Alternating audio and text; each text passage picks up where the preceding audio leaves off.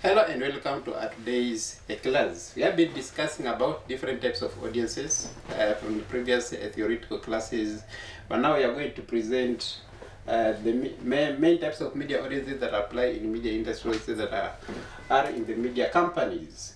And maybe just to begin with, you'll find that there's no media organization or media company that can work without an audience. Of course, audiences have different perception, different views, different ideas about your content or the content distribution. They may like you maybe because of the way you're disseminating your content, or else because of the way the story is presented, or because of your anchors, or because the way the story has been aligned.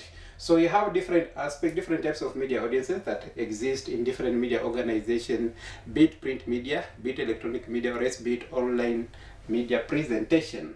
And one of the major types of media audiences that you are going to find in the starter what we call the hostile media audiences.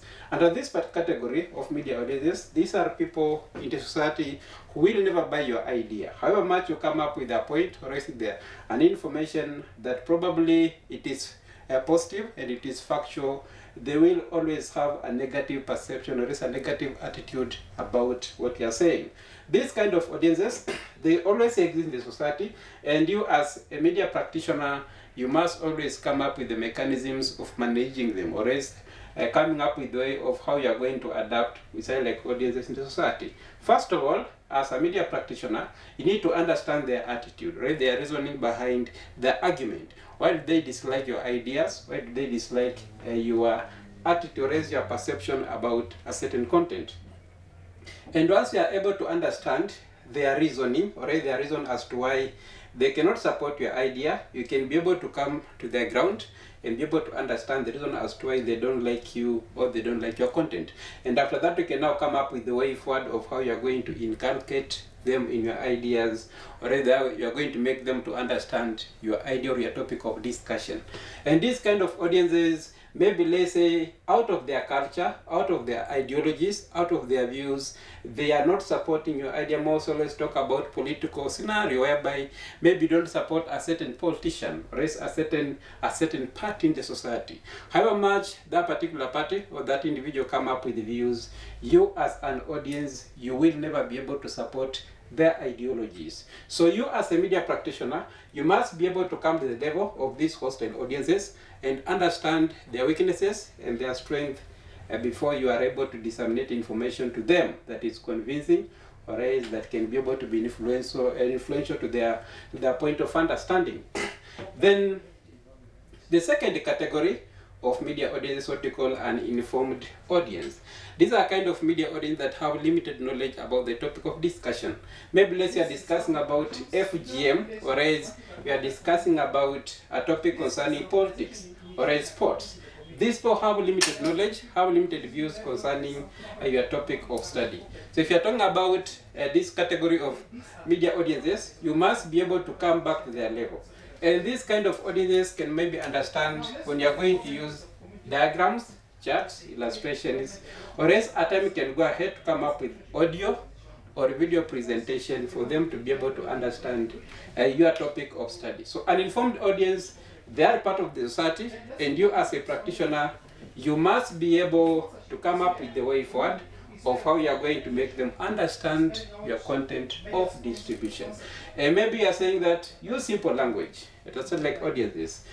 Come back to their level, come back to their ground, understand maybe the best way they like maybe presentation, or else they can be able to understand the content. At times you may be forced to use a comedy or a drama in order to disseminate your content effectively. Then you have another category of media audiences, what you call the expertise or expert audiences. These are people in the society or in the community who understand the topic of discussion. If you are talking about climate change, they understand about a climate change. If you are talking about, let's say, a political field, or a political world, they understand the world of politics. If you're talking about science, they understand these particular topics, which means you as a disseminator of information, you must conduct adequate research, because these people, they have a diverse knowledge concerning the topic of discussion, and there is no way you can be able to mislead them or to lie to them. Which means if you want to be able to be effective in your communication, then you have to conduct appropriate research study about that particular topic. And these audiences, they will always be interested in your topic if indeed you are disseminating facts accurately. But if you are coming up with a misleading information, they are going to develop negative attitude towards you as the disseminator of that particular content, and they won't be able to pay attention, which means you must always conduct a prior research, have background information about the topic of study, probably have what is likely to happen in the future concerning the subject matter. Then we have another category of media audiences, the one we call the supportive audiences. Whereas this kind of audiences, they will always support your idea. Whether your idea is positive or negative, they will always support you. The same scenario applies, maybe let's say, it can be in a company, can be in a political party, can be even in the government, whereby maybe you support a specific personnel, a specific individual, a specific politician in the company, or else in an organization.